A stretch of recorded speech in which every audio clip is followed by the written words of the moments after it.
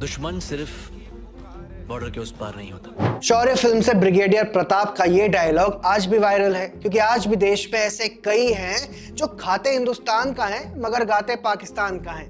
इस लिस्ट में नाम तो कई है, लेकिन आज हम बात करेंगे कश्मीर टाइम्स की ओनर अनुराधा भसीन। नाम तो भारतीय है मगर काम से। जम्मू कश्मीर एसआईए ने हाल ही में कश्मीर टाइम्स के दफ्तर पर छापा मारा था। कश्मीर टाइम्स यानी वो अखबार जिसे अनुराधा भसीन और उनके पति प्रमोद जामवाल चलाते हैं। लेकिन एसआईए की कार्रवाई कोई अचानक की गई रेड नहीं थी, ये सालों से चल रही संदिग्ध गतिविधियों का एक नतीजा थी। और आपको जानकर हैरानी होगी कि साल 2020 में सरकार को ये कार्यालय सील कराना पड़ा था, क्योंकि अनुराधा भसीन गैर कानूनी तरीके से इस सरकारी संपत्ति पर रह रही थी।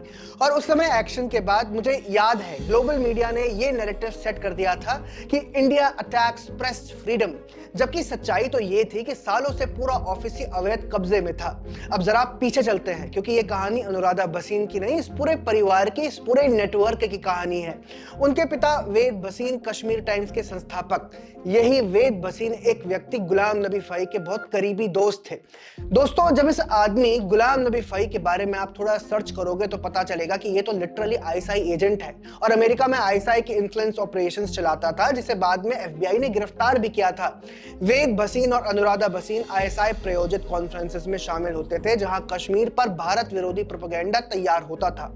और इन कॉन्फ्रेंसेस में पाकिस्तान के नेता भी शामिल हुआ करते थे। साथ ही भारत से कुछ बुद्धिजीवी जैसे अंगना चटर्जी और गौतम नवलखा के नाम भी आपको इनमें दिखेंगे।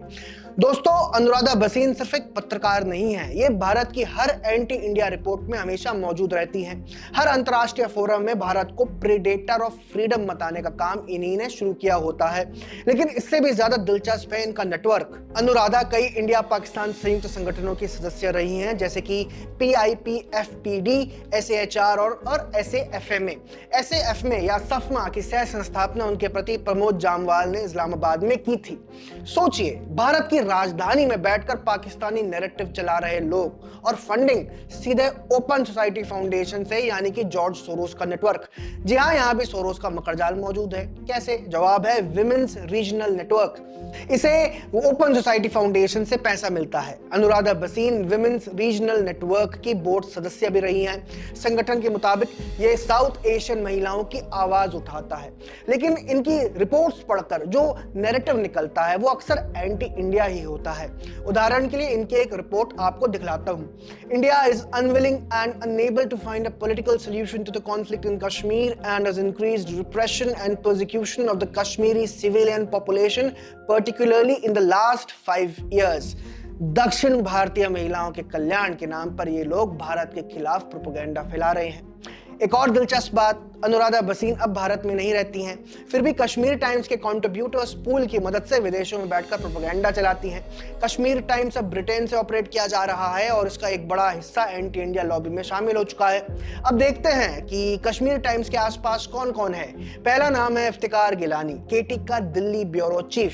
मजेदार बात यह है कि यह व्यक्ति हुर्रियत लीडर अली शाह गिलानी का दामाद है। पाकिस्तानी अखबारों द नेशन और द फ्राइडे टाइम्स का एडिटर भी है और 2002 में ऑफिशियल सीक्रेट्स एक्ट के तहत गिरफ्तार भी हो चुका है। फिर है अल्ताफ हुसैन वानी, जो ऑल पार्टी हुर्रियत कॉन्फ्रेंस का सदस्य है। यही नहीं, यूके के टेरर ऑपरेटिव मुजम्मिल अयूब ठाकुर की पत्नी शाइस्ता सफी का ये मेंटर भी है। अल्ताफ हुसैन वानी इन इंटरनेशनल मंचों पर स्पीचेस देता है, जहां पाक प्लस मुस्लिम ब्रदरहुड प्लस टर्की मिलकर इंडियन ऑपरेशन का नैरेटिव बेचते हैं। कश्मीर टाइम्स के कई पत्रकार जैसे कि अस्मा भट्ट, नुमान भट्ट और कई अन्य फेमिनिज्म इन इंडिया जैसे पोर्टल्स के लिए भी लिखते हैं। फेमिनिज्म इन इंडिया को फंडिंग कहां से आती है जानते हैं? IPSMF। इसी संस्था ने alt news, Caravan, news minute और द वायर को भी फंड किया है।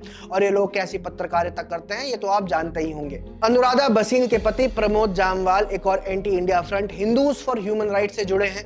ये वही नेटवर्क है जो CAIR, IAMC और पाक समर्थित ग्रुप्स के साथ मिलकर अमेरिका में भारत को बदनाम करता रहता है। तो दोस्तों इस पूरे नेटवर्क का पैटर्न बहुत साफ है। भारत की आलोचना, कश्मीर, मानवाधिकार, महिला अधिकार, फ्रीडम, माइनॉरिटीज के नाम पर फंडिंग सोर्स से, नैरेटिव पाकिस्तान जैसा, और जिन मुद्दों को उठाते हैं वे भारत की संप्रभुता पर चोट करते हैं। तो दोस्तों अब जागरूकता फैलाना बहुत जरूरी है, क्योंकि अब भारत पर हमला सिर्फ गोलियों से नहीं होता, नैरेटिव से भी होता है, नैरेटिव वॉरफेयर। और अनुराधा भसीन जैसे लोग वही नैरेटिव आगे बढ़ाते हैं जिसे आईएसआई, आईएमसी, सोरोस नेटवर्क और पाकिस्तान चाहता है। आज जरूरत है कि हम इन चेहरों को पहचानें और सच को बेनकाब करें।